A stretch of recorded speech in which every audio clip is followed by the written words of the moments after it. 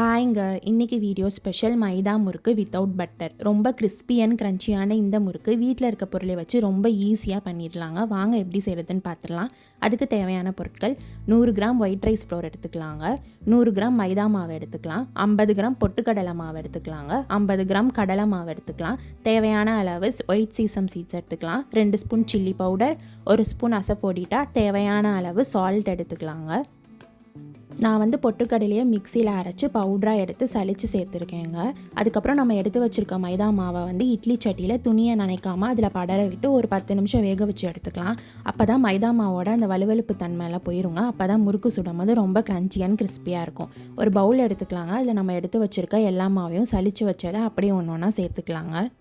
மைதா மாவு சேர்க்குற அந்த கிளிப்பை நான் எடுக்க மறந்துட்டேங்க. நீங்கள் கண்டிப்பாக சேர்த்து பிசைஞ்சுக்கோங்க.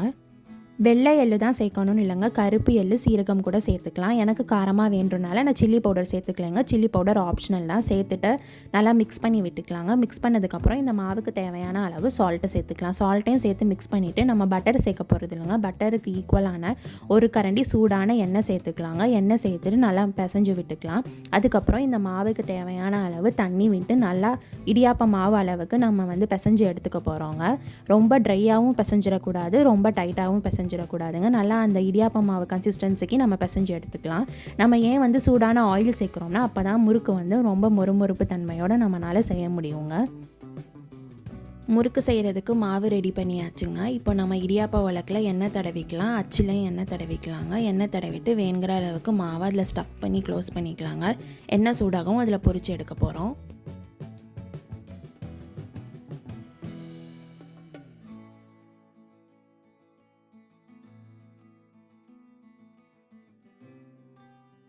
ஒரு பேனில் ஆயில் சேர்த்துக்கலாங்க. ஆயில் ஒரு மிதமான சூட்டில் இருக்கும் போது நம்ம இடியாப்ப உலக்கில் ஒன்று ஒன்றா பிழிஞ்சு முறுக்கை சுட்டுக்கலாங்க.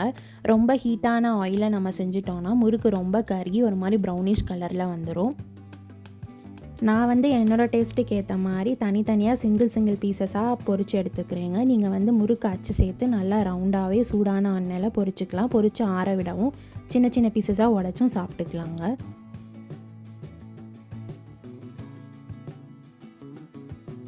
இந்த முறுக்கு வேகிறதுக்கு கொஞ்சம் டைம் ஆகுங்க. நம்ம மைதா மாவு சேர்த்துருக்கோம். ஸோ டைம் வேகிறதுக்கு ரொம்ப நிறையா எடுக்கும். ஸோ 2 சைடும் ஈக்குவலாக வேகிற அளவுக்கு நம்ம டில்ட் பண்ணி ஃப்ரை பண்ணி எடுத்துக்கலாங்க.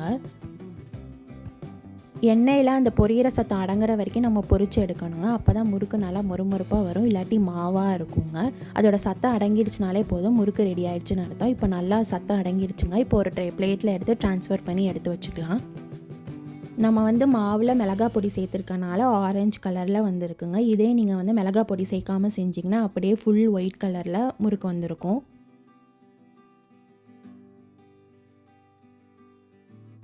இன்னொரு செட் ஆஃப் முறுக்கையும் நான் ரெடி பண்ணி பொரித்து எடுத்துக்கிறேங்க. ஸோ அவ்வளோதாங்க, ரொம்ப மொறுமொறுப்பான வீட்டில் ஈஸியான மைதா முறுக்கு பட்டர் இல்லாமல் என்னோடய ஸ்டைலில் சூப்பராக செஞ்சு முடிச்சாச்சுங்க.